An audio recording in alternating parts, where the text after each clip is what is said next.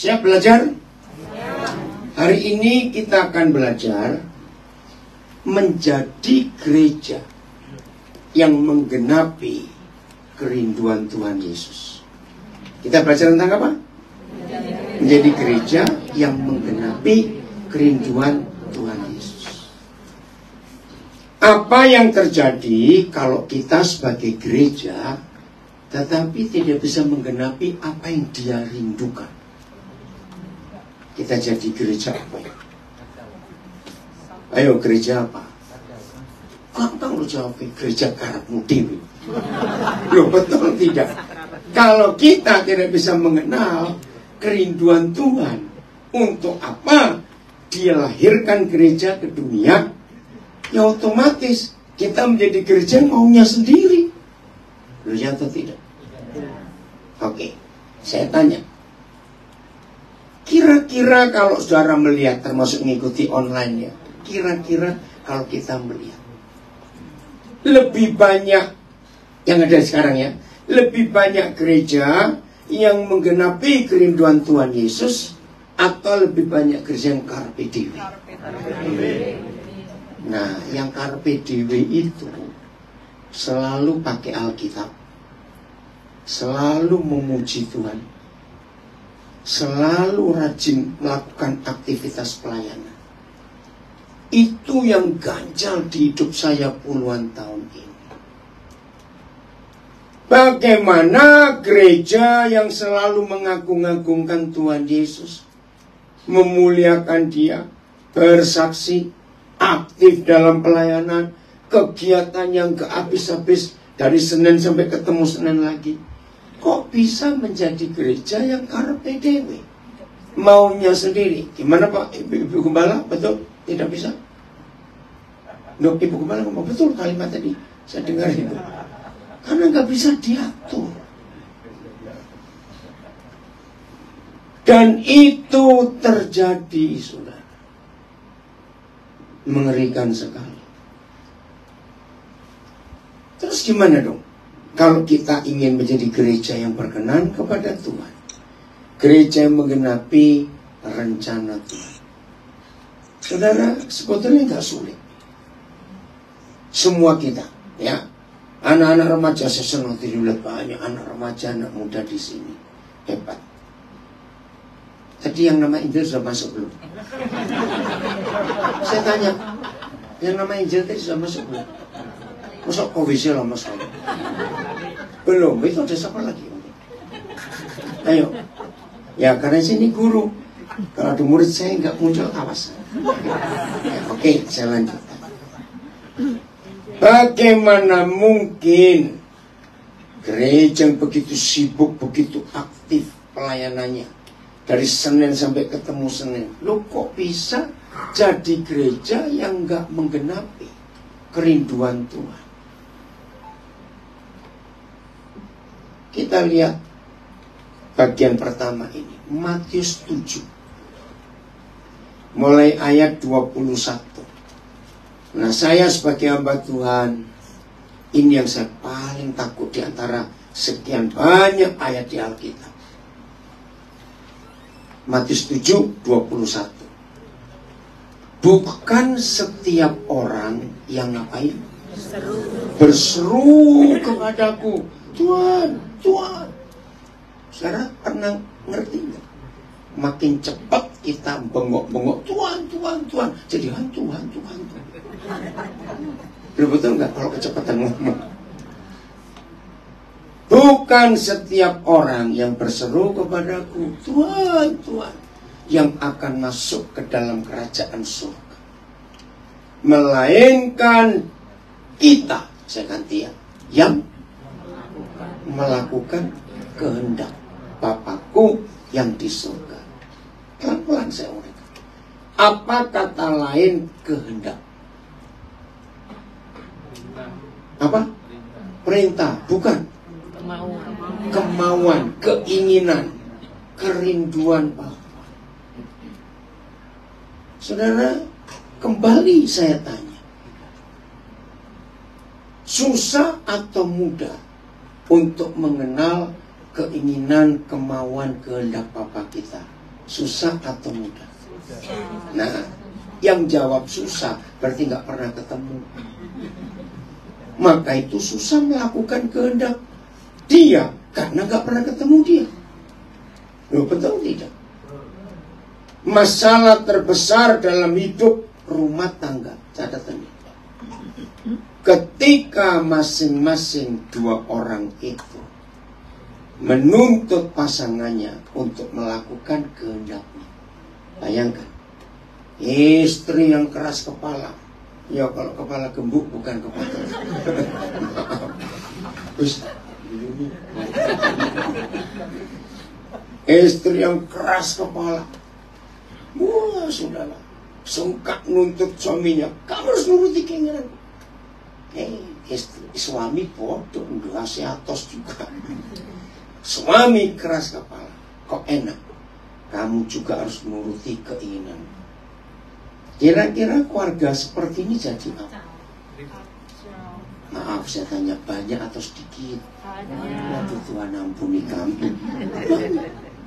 Saudara tahu nggak? Suami istri yang saling nuntut pasangannya untuk melakukan, menuruti keinginannya. Catatan, anak-anak yang jadi korban. Betul, anak-anak menderita. Ini dua orang ini ngapain ribut tiap hari? Saling tuntut, menuntut. Maka itu dalam doa Bapa kami luar biasa. Jadilah.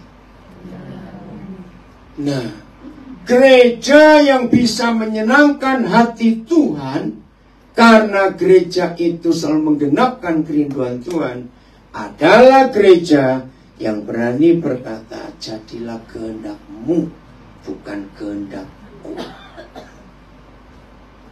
Saudara percaya kalau suami istri menggenapi doa Bapa kami, masing-masing berkata, oh Angel baru balik, lama sekali.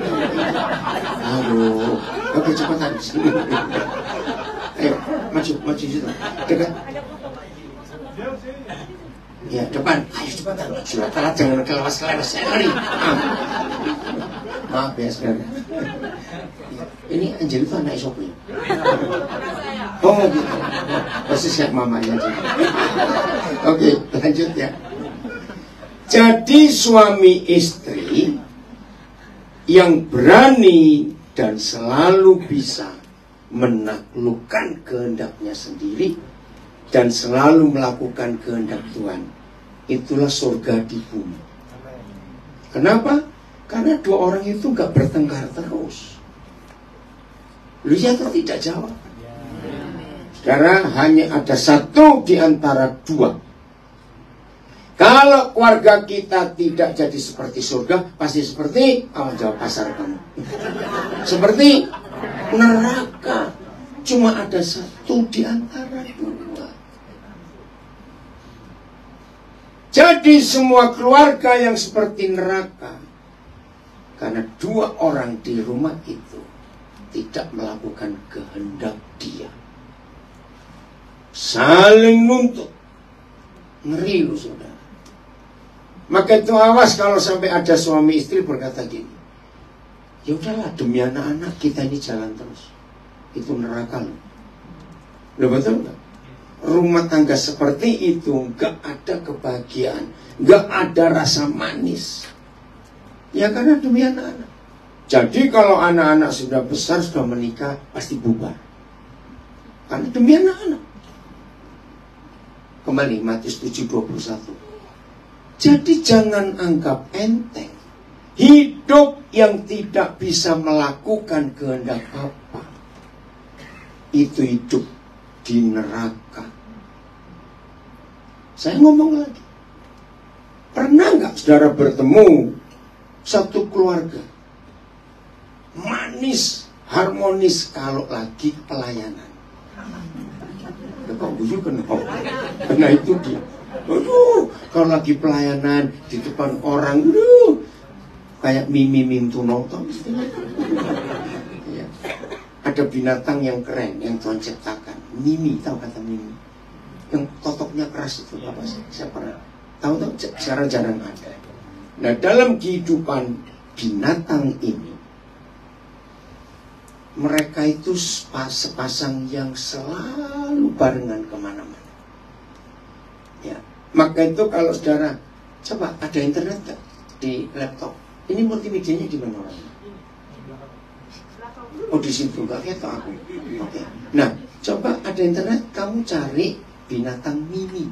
Itu bahasa Inggrisnya kok saya lupa ya. Shoe crab apa gitu ya. Binatang ini unik, saudara.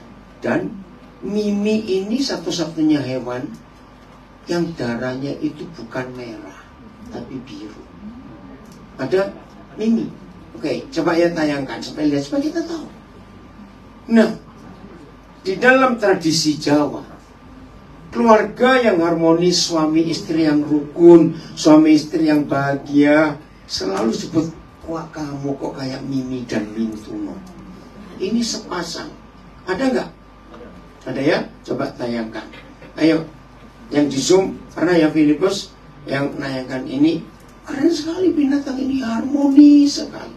Selalu mereka sepasang yang bahagia. Nah ini dulu Mimi. Oke, coba Lus. Filipus tidak, yang di Facebook, Instagram diangkat sebentar aja supaya tahu. Ini Mimi.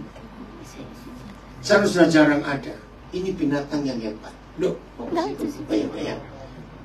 Pernah tahu ya binatang ini ya sudah jarang di pasar. Dulu saya masih kecil banyak jual di pasar. Nah Tuhan menggambarkan. Besok coba ngomong dewi Pak delok ini. Loh, sudah ya, tahu ya? Ini binatang harmonis. Kalau unggas, merpati. Merpati itu burung yang setia pada pasangannya. Hebat sekali. Nah, maka itu kok geremeng-geremeng Pak Dino. Saudara, ini konsep penting. Burung merpati itu jenis unggas yang setia pada pasangannya. Luar biasa. Nah, keluarga yang tidak harmonis karena suami istri tidak berani menaklukkan kehendaknya sendiri dan dia nuntut pasangannya untuk memenuhi keinginannya. Betul atau tidak? Itu neraka. Maka itu harus ada pertobatan dalam keluarga kita. Satu kali ada satu keluarga, aduh hobinya, kesukaannya, kerajinannya gegeran kok. Ada toh? Rajin kok bertengkar, tapi ada. Nah, akhirnya satu hari gini kebetulan orang Surabaya. Wah, waktu mereka ribut, jodoh sampai kaget. Nah, yang satu saya nggak sebut yang istri atau yang suami, pokoknya yang satu. Itu ngomong kepada yang jengkelkan itu. Kalian tahu nggak? Ini orang Surabaya kalau ngomong podes. Baikku bajul bapak iku kadal. Terus cucu itu dadi opo iki? Ngerti istilah Surabaya? Nggak enak jadi orang Surabaya kalau ngomong. Nah, bayangkan kalau kakeknya buaya, bapaknya kadal, lah cucunya jadi apa ini? Jadi apa? Nyampe. Ya sudah pokoknya. Nah artinya orang ini nggak mau berubah. Ini ngeri sekali. Maka itu satu-satunya pergumulan Tuhan Yesus yang tercatat di Alkitab. Yesus nggak pernah bergumul masalah uang. Setuju? Maka itu kalau saudara bergumul uang terus, kamu belum seperti Yesus. Kalau Yesus bergumul bukan masalah makanan, bukan masalah tempat tinggal, tidak. Satu-satunya pergumulan Tuhan Yesus sampai keringatnya campur darah. Bergumul tentang apa? Ingat. Melawan keinginannya sendiri. Apa? Bukan kehendakku yang jadi. Tapi, nah harusnya begitu.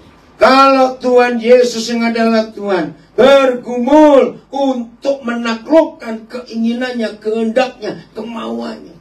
Apalagi model kita yang doyan duit semua begini. Oh enggak amin. Pura-pura. Ngerti nggak maksudnya? Dosa itu selalu dekat dengan uang. Selalu. Coba lihat, kalau orang nggak sibuk masalah uang, penjara itu kosong. Betul nggak? Polisi nganggur. Nggak ada kerjaan. Uang itu sumber kejahatan. Maka itu kalau Tuhan Yesus yang adalah Tuhan, berjuang satu hal saja. Bukan kehendakku apa, tapi kehendak. Apalagi kita. Setuju saya ngomongin? Kembali Matius 7. Belum selesai. Bukan setiap orang yang berseru kepadaku, Tuhan, Tuhan, akan masuk dalam kerajaan surga. Melainkan dia yang melakukan kehendak Bapa-Ku. Saya paling takut ayat ini. Saya sebagai pemimpin, saya sebagai gembala, saya paling takut. Saya ingin berkata pada semua pemimpin. Apa ciri-ciri pemimpin yang tidak mengajarkan yang dipimpin, hanya tunduk dan takluk kepada Bapa? Cirinya kelihatan. Kata ibu itu loh, kata tante itu loh, bukan kata Tuhan. Hati-hati. Kalau dalam hidup saudara sudah mulai menyebut pemimpinmu, hei para pemimpin bertobat, jangan sombong. Kalau umat yang kau pimpin selalu menyebut namamu, bukan nama Tuhan Yesus. Penyesatan sedang terjadi di situ. Lihat, kata ibu itu loh. Ngeri kalau saya dengar itu. Hati-hati. Maaf. Kenapa ya? Di dalam gereja, ayo jujur, lebih banyak yang disebut tante atau om yang kelihatan hebat. Nah itu serius. Itu sejarah gereja. Kenapa Bu Elizabeth? Loh, hati-hati. Wih, katanya rumah itu ada setannya. Katanya. Karena ada orang nginep terganggu. Oh, tante itu punya karunia ngelihat setan. Panggilan dia ke rumah. Pernah dengar dengan seperti itu? Cari nubuatan, ayo ke tante itu. Saudara bertobat. Tadi dalam perjalanan Pak Gembala jemput kami dari Embong Malang.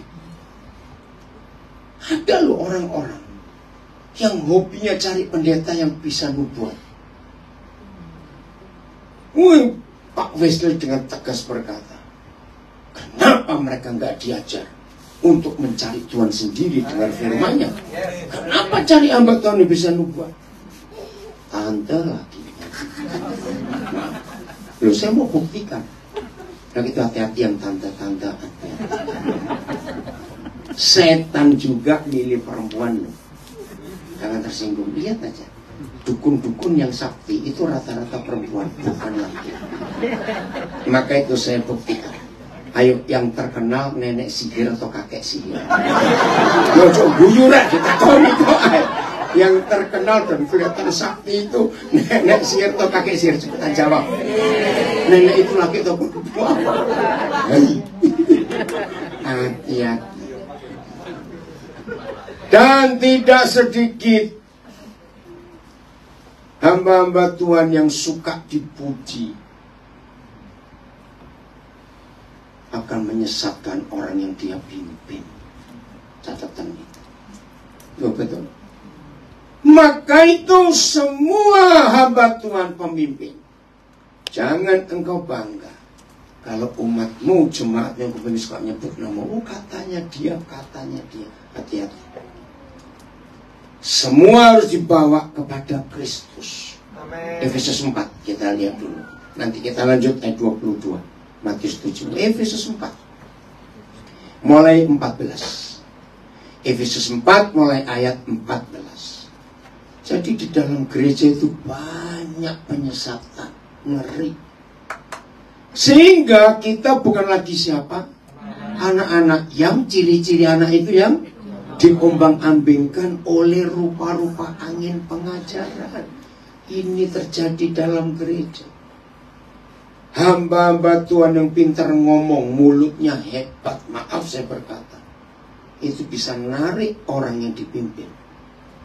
Bukan ke arah Kristus, tapi ke arah dirinya. Hati-hati. Masih ingat istilah kultus individu? mengagung-agungkan seseorang, bahaya. Dan memang ciri dasar manusia itu haus pujian. Betul nggak ya, namanya manusia? Haus pujian. Sudah diombang-ambingkan oleh rupa-rupa angin pengajaran, ditambah lagi oleh ini loh, permainan palsu manusia dalam kelicikan para pengkhotbah yang menyesatkan itu. Maka itu saudara, kalau saudara ke gereja, hati-hati. Dikit-dikit yang disebut nama pendetanya, nama Yesus hilang. Bahaya. Dan cepat keluar dari situ. Sebelum saudara lebih jauh terjerumus ke penyesatan. Ayat 15, masih Efesus 4. Tetapi, harusnya kita yang ingin hidup berkenan dan menyenangkan hati Tuhan dan melakukan kehendak Tuhan, tetapi dengan teguh berpegang kepada kebenaran, bukan kepada pendeta. Beda. Ada banyak pendeta bisa khotbah bagus dan khotbahnya selalu dari Alkitab, tapi penyesat. Gimana penyesatnya, nanti kita lihat. Yang harus berpegang teguh kepada kebenaran, baca. Di dalam kasih. Ada nggak hamba Tuhan kalau khotbah mukanya itu nggak pernah senyum? Pernah lihat nggak? Khotbah itu saya sampai heran, cobalah senyum dikit, apa susahnya? Mukanya kalau dia khotbah selalu kelihatan marah-marah. Ngeri. Dan dia sudah tua sekarang, udah 80 lebih umurnya. Dari sejak tahun 76 pertama kali saya dengar dia khotbah sampai tahun 2023 masih wajahnya itu kriminal betul. Hamba Tuhan khotbah dan hebat, dia pendeta internasional. Nggak usah takon siapa, pokoknya itu kon. Sampai saya tuh bilang pada pengikutnya, beritahulah apa susahnya senyum dikit. Yang satu jawab, wah saya telat, sudah tua. Gitu. Tapi saya suka pengajarannya. Tapi kalau lihat wajahnya, jadi kalau saya lihat dia di YouTube, saya merem aja, saya dengar suaranya. Karena lihat wajahnya itu nggak enak. Marah terus kebawaannya itu. Lo kok hilang? Ayo kita coba bolak-balik, lo keluar saya bingung. Tidak bisa. Kalau ketemu cantol itu rusak enggak sih? Nah, enggak cantol terus gitu. Metu kayak umbel lah. Tetapi nggak tahu umbel apa, nggak saya tahu. Tetapi dengan apa? Teguh. Ngapain? Berpegang kepada kebenaran dalam kasih. Pendeta-pendeta, pemimpin-pemimpin yang mengkhotbahkan kebenaran tapi tidak di dalam kasih, cirinya kelihatan. Dibawa ke arah pembicaranya, bukan ke arah Tuhan. Terus dia melarang jemaatnya, jangan dengar pendeta lain. Wih, berarti dia sendiri yang paling benar. Itu saja sombong. Itu ciri-ciri penyesat. Tidak boleh dengar khotbah yang lain. Saya pernah meneliti kalimat pendeta seperti ini. Ternyata jahat dan kejam. Di mana jahatnya, di mana kejamnya? Supaya jemaatnya tetap goblok dengerin dia saja. Kalau jemaatnya bisa dengar pendeta lain, pasti pintar. Betul tidak? Itu mengerikan sekali. Alasannya, kamu harus tertanam. Nggak boleh mencol-mencol begitu. Kata tertanam itu bukan di dalam gereja, goblok. Tertanam itu di dalam Yesus dan firman-Nya.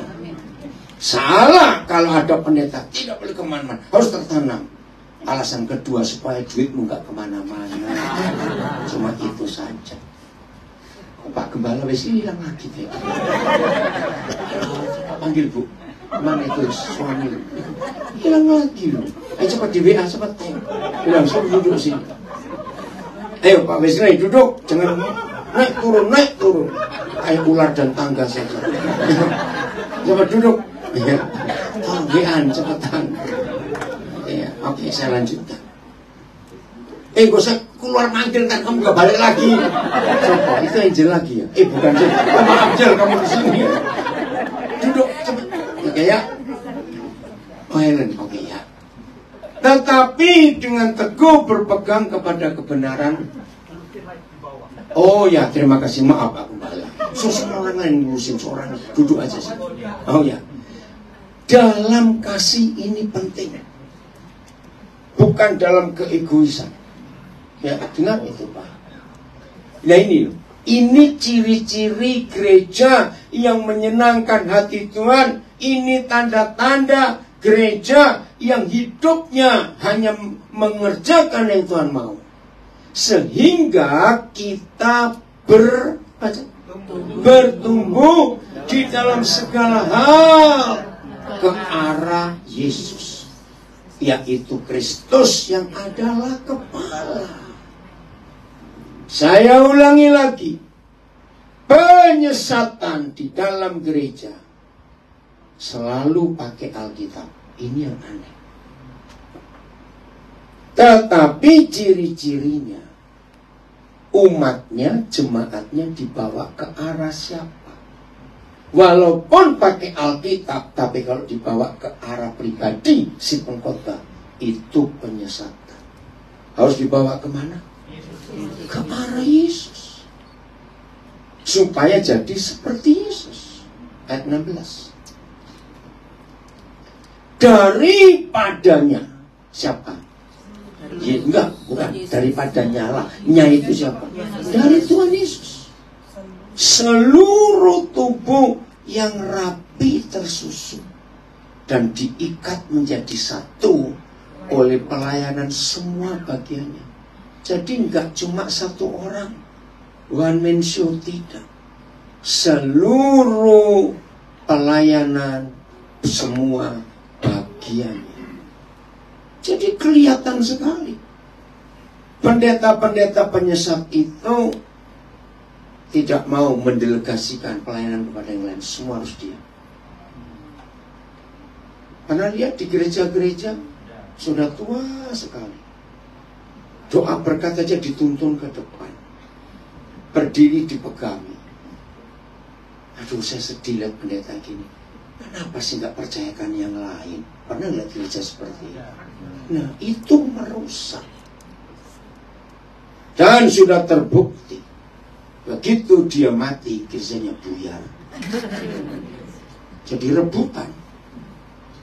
Karena enggak didelegasikan.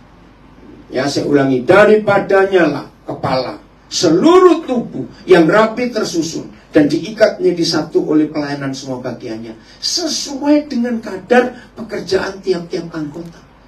Dan diulangi lagi, menerima pertumbuhannya dan membangun dirinya dalam kasih. Jadi kalau ada gereja yang menonjol, yang nongol, yang muncul selalu orang yang sama, hati-hati. Itu penyesat. Dia nggak berani mempercayakannya kepada yang lain. Hati-hati itu. Oke, kembali ke Matius 7. Masih ayat 21.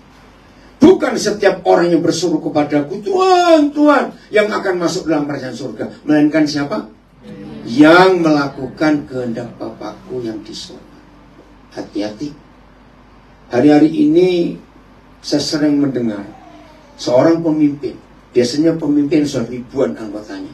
Kalau pemimpin cuma 20 orang, itu lebih tulus, lebih sulit sesatnya. Setuju? Ya, karena cuma dikit. Tapi yang banyak itu, itu bahaya sekali. Saudara, semua kita dalam gereja ini harus melakukan visi gereja kita. Hati-hati. Dan umat di brainwash, dicuci otak untuk tunduk kepada dia. Nah, sehingga dunia pernah kacau, ada orang namanya Hitler. Nah, jadi sekarang banyak pemimpin seperti Hitler, dibawa ke arah dirinya. Saudara, ayo kita kerjakan visi gereja kita. Karena kita tahu visi ini dari Tuhan. Kalau masing-masing pendeta, gembala, pemimpin berkata visi gereja kita dari Tuhan, seharusnya semua gereja sama nggak visinya? Karena dari Tuhan.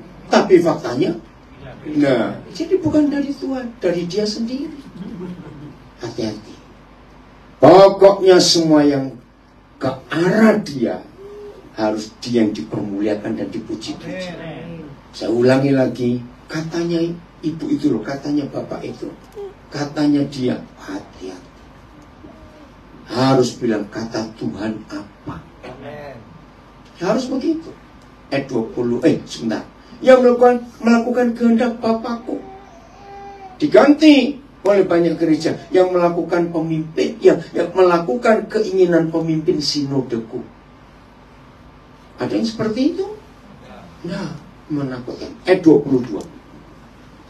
Pada hari terakhir, aduh jangan terlambat saudara. Banyak orang akan berseru kepadaku. Diulangi lagi. Tuhan, Tuhan, bukankah kami bernubuat demi namamu? Hati-hati yang suka nubuat. Nanti jadi kubuat. Oke, hati-hati yang suka nubuat, hati-hati.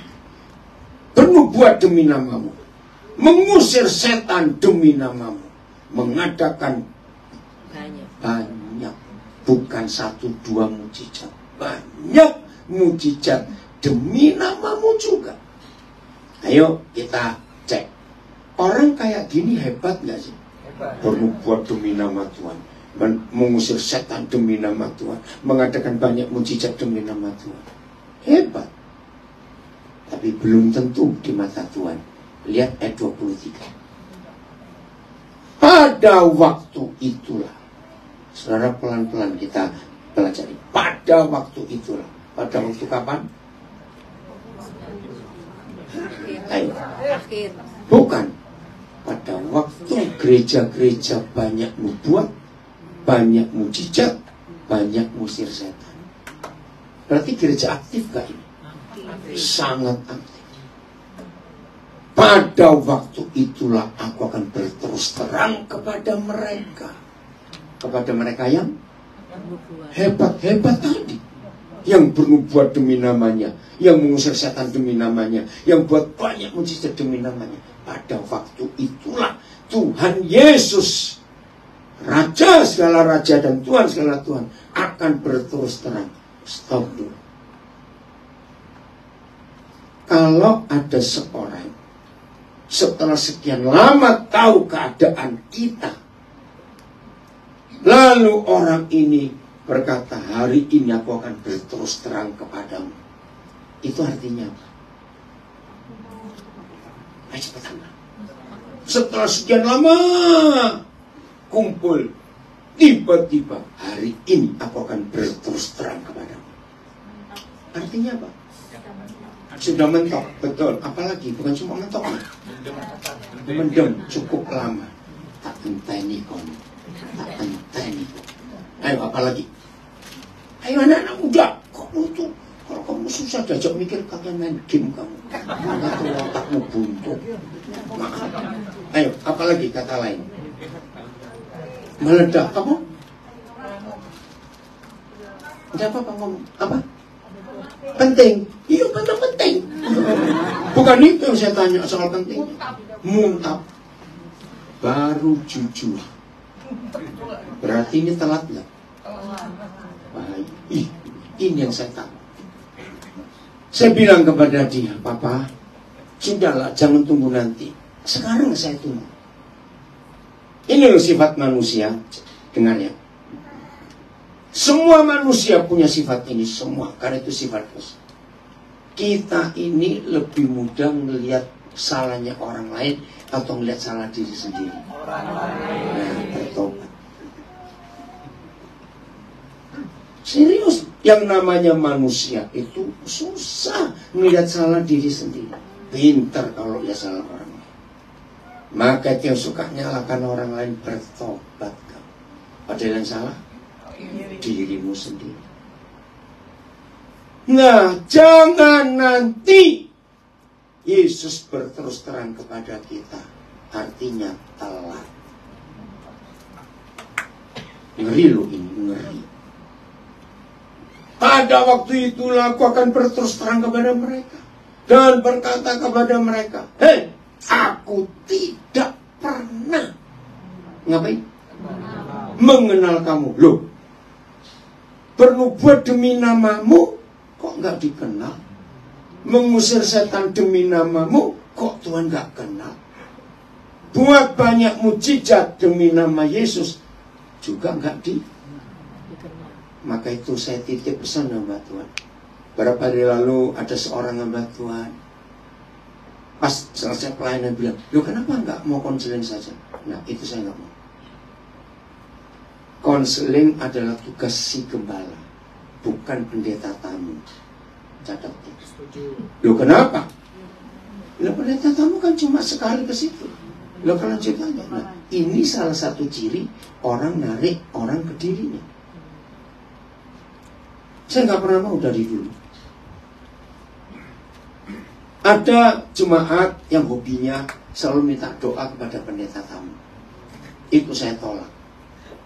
Kamu nggak berani ngaku dosa ke pendetamu, takut ketahuan. Nanti kalau ada tamu kamu datang. Loh betul tidak? Jangan ya pendeta-pendeta, jangan sok. Wih, kalau saya khotbah dikerumuni orang mari doa misi. Itu nggak baik. Apalagi ada banyak brosur. Datang, hadiri kebaktian, selesai khotbah akan dinubuatkan satu persatu. Hati-hati yang pakai iklan begitu, hati-hati. Dia jadi sombong loh. Dan harusnya mengajar, jangan cari nubuatan saya. Saudara cari Tuhan sendiri. Harus itu mendidik. Hati-hati kesombongan.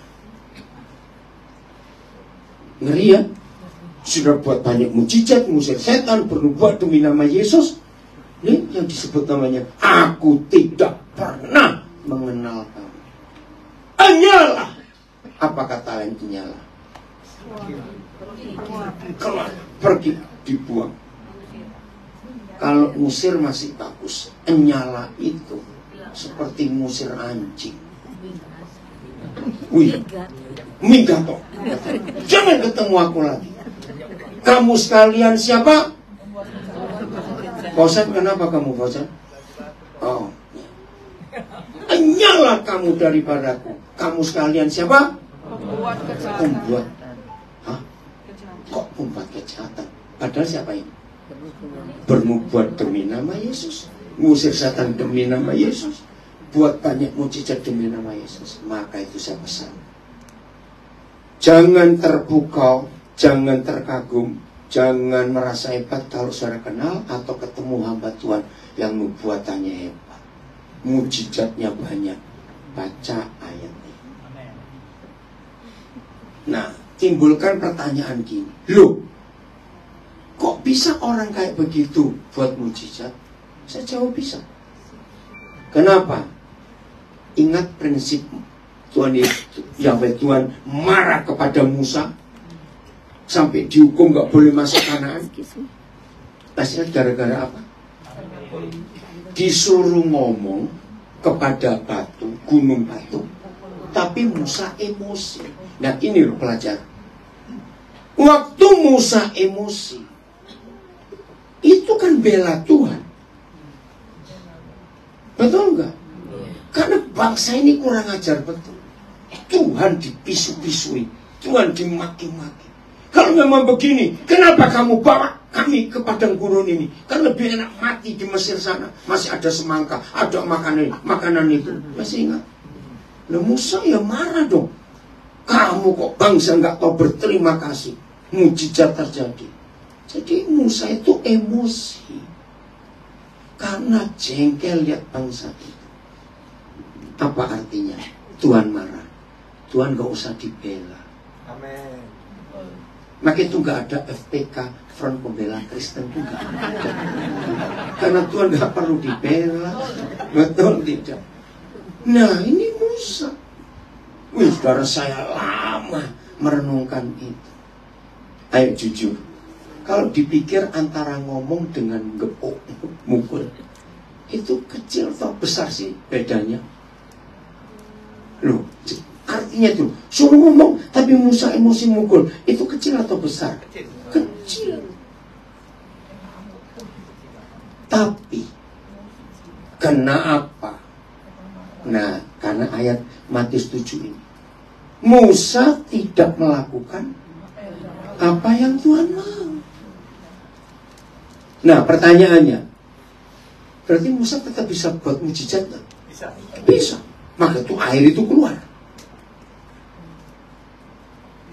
Tapi, nah, dihukum. Maka itu jangan saudara terkagum-kagum pada hamba Tuhan pendeta yang hobinya nubuat dan buat mujizat. Karena orang berdosa pun bisa dipakai Tuhan. Saya akan buktikan kisah Musa dengan keledainya Bileam. Masih ingat? Tuhan sayang Bileam. Walaupun Nabi ini mata duitan. Nah, akhirnya dia tetap ngotot pergi untuk bernubuat buat Israel supaya terkutuk.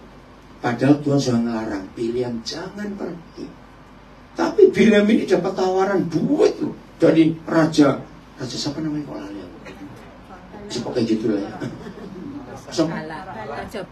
Balak. Ya, terima kasih. Kok pintar kamu? Okay. Saya lupa. Balak. Dapat duit tawaran. Nah, Tuhan sayang. Nah, waktu Bileam jalan menuju tempat yang ditunjuk Raja Balak, itu kan gak ada orang lain. Yang ada cuma keledai. Karena Tuhan sayang, maka Tuhan pakai keledai untuk negur dia.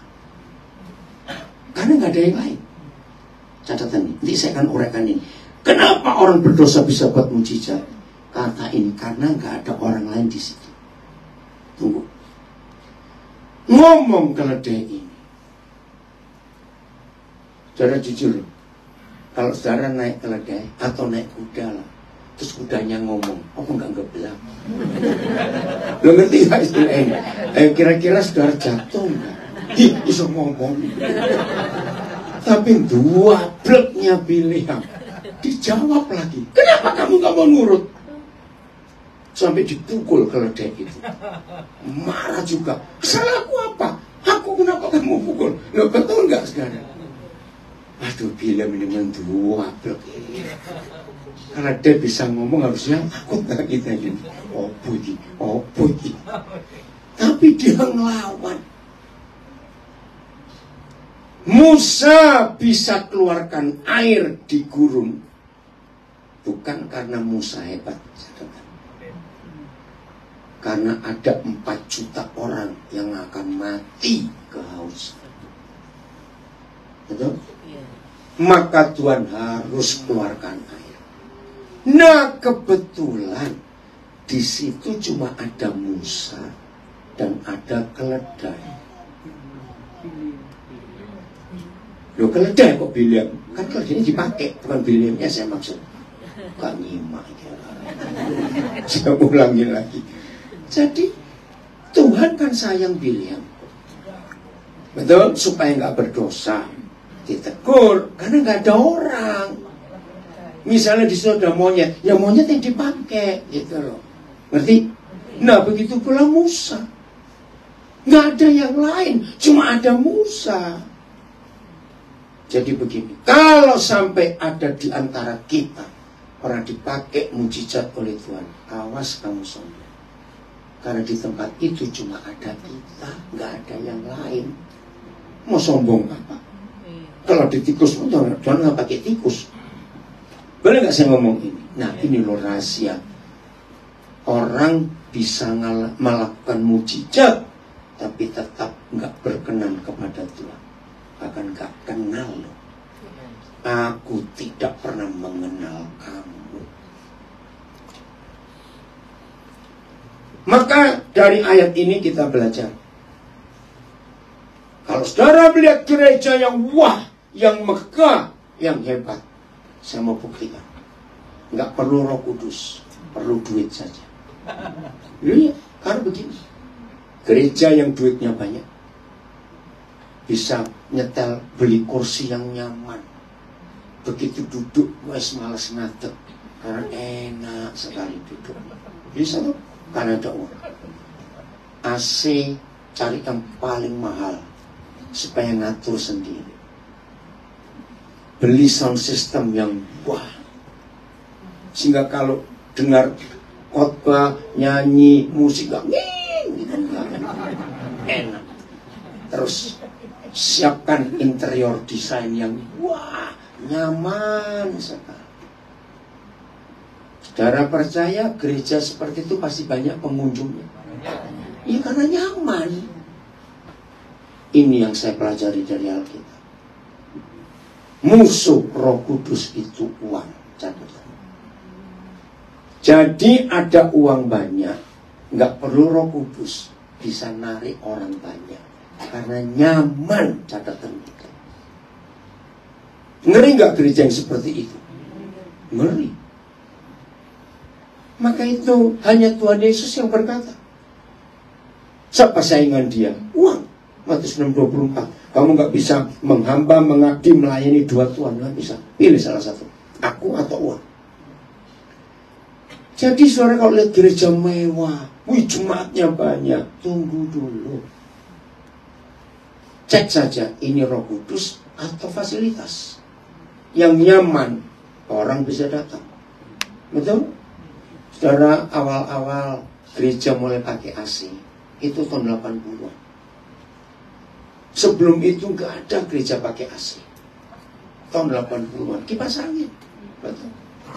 Nah, ketika beberapa gereja teman saya mulai Jakarta pakai AC, saya bilang, sebelum kamu pasang AC di gedung gerejamu, kamu mesti mendata gereja-gereja kecil di sekitarmu. Kenapa saya ajari begitu? Nah, orang kan lebih senang yang enak, nyaman kebaktian. Nah, bisa kosong tuh gereja-gereja kecil. Itu saya ajari tahun 80-an. Saya ke Palembang, saya ke Bandung, ke Semarang, ke Surabaya. Saya jadi praktikan yang kecil-kecil. Kasihan loh mereka. Atau supaya seimbang, belikan AC di gereja itu. Pak, adil nggak kalau begitu? Itu yang saya ajarkan. Oh, tahun 80-an ketika gereja awal-awal pakai AC. Oh, zaman itu AC mahal. Awal-awal itu ya. Orang heran. Kok bisa ya Koden mikir seperti itu? Ya saya bisa merasakan bagaimana pendeta-pendeta yang gerejanya kecil itu. Betul ya? Nah, maka itu jangan tertarik dengan jumlah. Bahkan di antara gereja nggak sedikit yang saling bajak kayak pegawai bank atau tukang masak restoran. Betul? Ada pemusik bagus, ada WL bagus. Ditanya loh, di situ kamu dapat berapa? Kalau kamu mau pindah saya kasih lebih. Ngeri loh gereja model kayak begitu. Maka itu jangan tertarik dengan penampilan. Oh enggak, amin. Jangan tertarik dengan penampilan. Maaf, gereja-gereja besar itu kok sudah hari Jumat sore itu para pemain musik, para WL singer so panik sendiri. Saya tidak ngerti, kamu tuh ribut apa sih? Untuk minggu depan tuh pakai baju apa? Ada siapa? Sepatu apa? Ya ampun. Lu pada tahu gak ada gereja seperti itu? Jadi nggak sibuk menyiapkan hati untuk berkenan. Sudah apa bedanya dengan pusat-pusat hiburan, entertain, nightclub dan semuanya itu? Penampilan diutamakan. Bahkan ada gereja besar. Sampai kaget. Saya datang duluan, ternyata apa sih istilahnya? Tukang make up tuh apa jenis? Make up artis. Apa?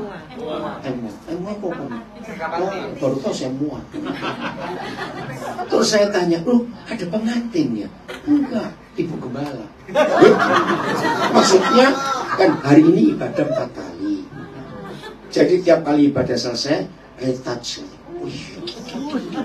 Ada saudara, saya sampai luar biasa. Tapi ibu gembala Elizabeth P. Ya toh, saya ini kenal Bu Elizabeth dari masih kecil saudara. Ya hebat tuh, Elizabeth tuh nggak di make up tetap cantik loh. Ya jadi yang untung Wesley, yang rugi Bu Elizabeth.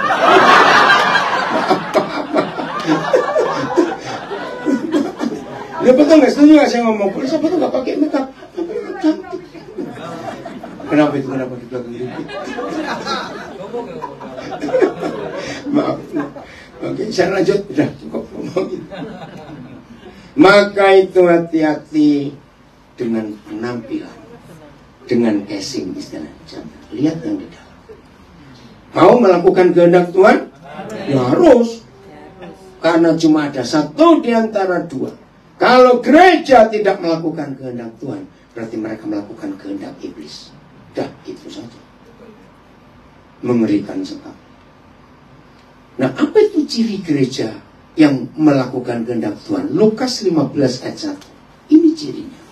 Bukan musiknya, penampilannya, bukan seragamnya, bajunya, bukan.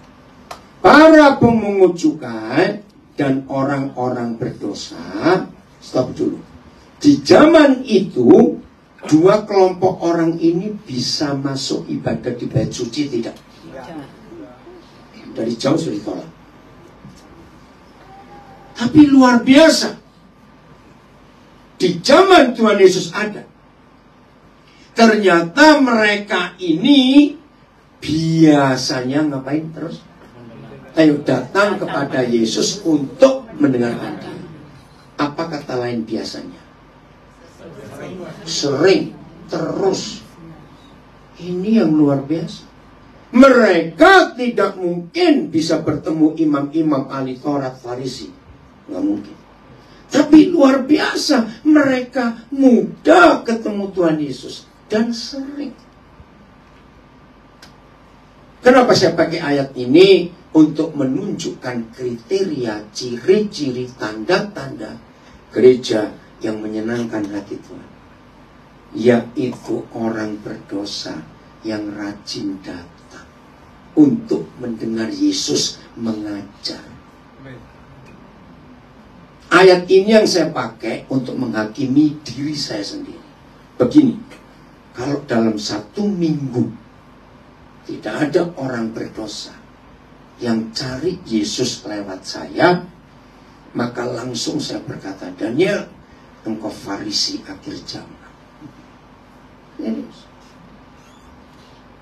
Salah satu anak kami yang di Balikpapan, selama kami pelayanan di Surabaya, dia buka kamar untuk kami di Hotel Embong Malang. Senin sore kami tiba, langsung pelayanan. Selasa, Tuhan ketemukan saya dengan salah satu security di hotel itu, Muslim. Nah, saya minta nomor teleponnya karena Roh Kudus bicara sesuatu. Saya sampaikan. Woi, dia kaget, saudara. Nah, setiap dia tugasnya itu malam jam 11. Jadi sejak hari Selasa malam jam 11 saya ketemu dia. Kemarin Rabu ketemu dia. Dan karena banyak teman-teman di Surabaya, kami itu kalau sudah pulang ke hotel, dibawain makanan yang macam-macam. Kebiasaan kami bagi ke mereka. Dan saya panggil Farel. Selasa malam, bentar, Rabu. Ini Kamis ya? Ya, Selasa malam, kami dapat banyak. Pagi cepat ke temanmu. Saya ketemu dia. Apalagi sudah malam jam 11. Dia manggil saya Papa. Pak, kok banyak sekali habis. Papa juga dapat banyak begini. Kami cuma berdua, mau ngabisin gimana? Nah, terus kemarin pagi, dia jam 8, itu harus off kerja. Pak Wesley jemput kami jam 8. Dia bilang, Pak, boleh nggak sebelum saya off ketemu? Boleh. Ayo ketemu di mana? Ya, saya tunggu di depan level. Nah, ternyata malam itu ada kasih kami makanan lagi. Aduh. Nah, pagi itu bilang, ini ada makanan lagi. Kok banyak, Pak? So, kamu bagi aja. Nah, tadi malam, pagi, jam 11, ya, ada makanan lagi, kami bagi. Pak, saya ini sudah lama kerja di hotel ini. Tapi baru ketemu tamu hotel kayak Papa baru kali ini. Saudara, bagi ada orang berdosa yang gak takut ketemu Yesus lewat kita. Tadi pagi saya kesiangan bangun. Jam 8 dia sudah lewat, saya pulang. Saya buka HP, Pak, kok gak ada? Saya nyesal sekali. Maaf, ketiduran. Terus, ya nanti malam kerja. Ya, jam 11 saya kerja lagi. Dia bisa senang ketemu. Dan saya siapkan waktu untuk dia cerita. Sejak dia usia 2 SD, papanya pergi ninggalin dia. Nah itu. Maka itu gereja yang menyenangkan hati Tuhan cuma satu yang paling menonjol. Orang-orang berdosa nggak takut ketemu saudara. Amin. Maka itu kalau ada orang berdosa takut ketemu gereja, berarti itu gereja kadrun. Itu aja paling enak. Ya tak. Jadi kadrun juga cuma di mereka. Di gereja banyak kadrun. Betul nggak? Di kantor-kantor seluruh banyak kadrun. Ngeri sekali. Oke? Siapa yang rajin datang ke kita? Harus orang berdosa. Jadi kalau ada preman-preman di sekitar rumah saudara, pengedar narkoba, pelacur, dan penjahat yang lain, nggak boleh takut ketemu kita. Amin. Itu ciri gereja yang menyenangkan hati Tuhan. Ayat 2. Apa saja kalau mereka ketemu Tuhan Yesus, ternyata nggak cuma dikhotbahin. Loh, kok pindah ayat? Lukas 15 ayat 2. Jarimu merucut ya. Okay. Maka bersungut-sungutlah siapa? Kadrun-kadrun itu. Lu ya tahu jadi ada kadrunnya di gereja. Katanya mencibiri. Ih, dia menerima orang-orang berdosa dan makan bersama-sama dengan mereka. Ih. Jadi Tuhan Yesus tidak hanya khotbah, tapi merdeka pikir nah itu loh. Yang pelit pasti nggak kebaca ayat memberi makan itu. Pelit kok. Betul? Muka-muka gak ono di gini. Amin, amin. Saya tanya yang amin, kapan terakhir sudah beri makan orang berdosa? Karena kemarin, wih keren kemarin. Karena kalau gereja tidak memberi orang makan, maka gereja itu makan orang. Dunia tahu kan cuma ada satu di antara dua. Apa yang ulang? Kalau kita nggak memberi orang makan, berarti kita ngeri sekali. Dan itu banyak terjadi. Nah, lihat gereja saudara.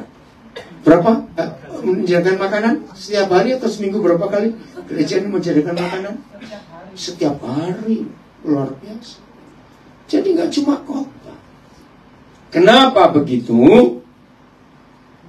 Karena setan itu selalu bekerja kalau ada orang lapar.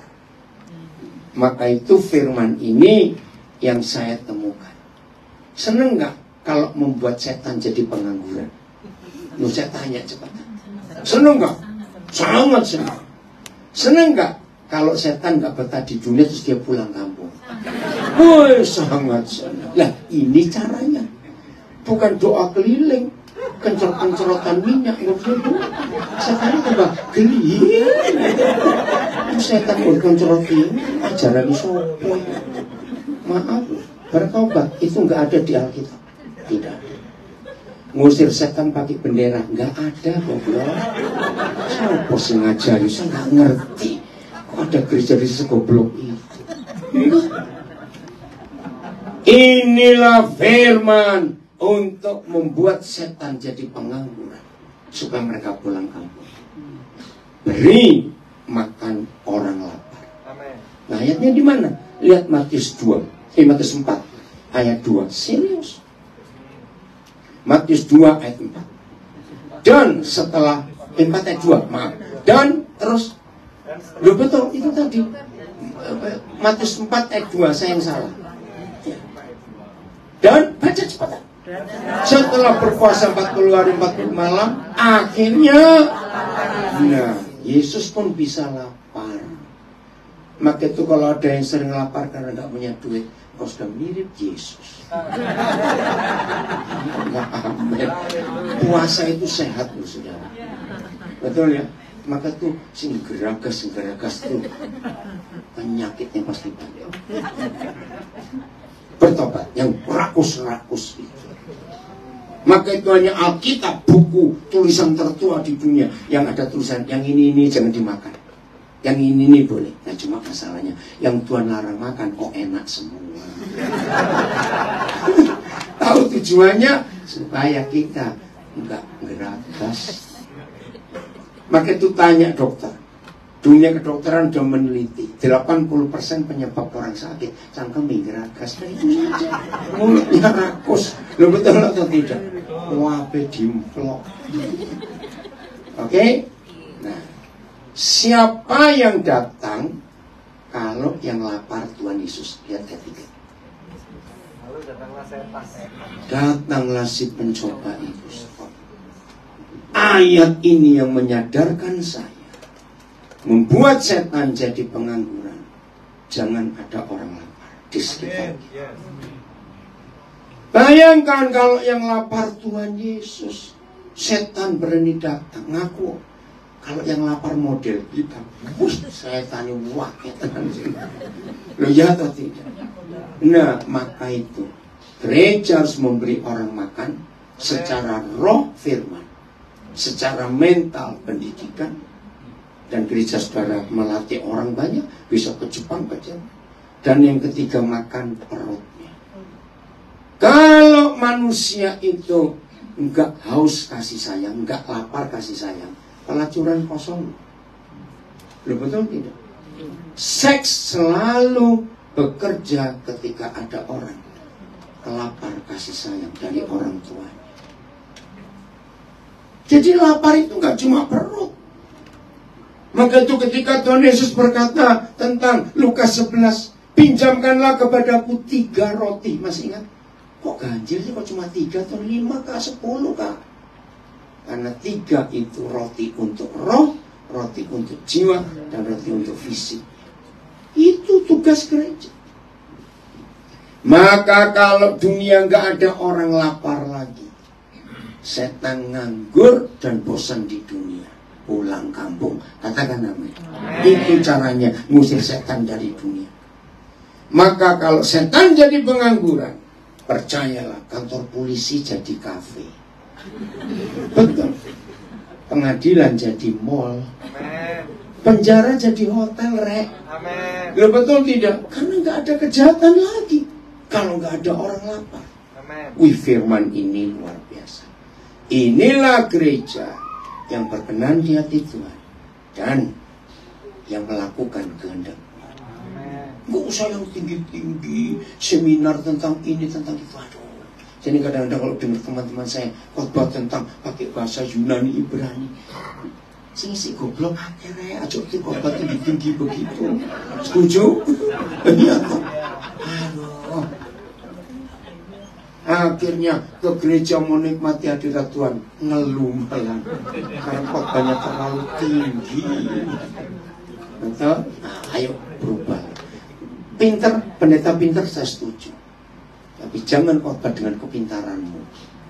Nanti jemaat nggak ngerti. Siap berubah mulai hari ini? Berubah jadi apa? Menyenangkan hati dia. Kalau gereja seperti ini, neraka kosong, yang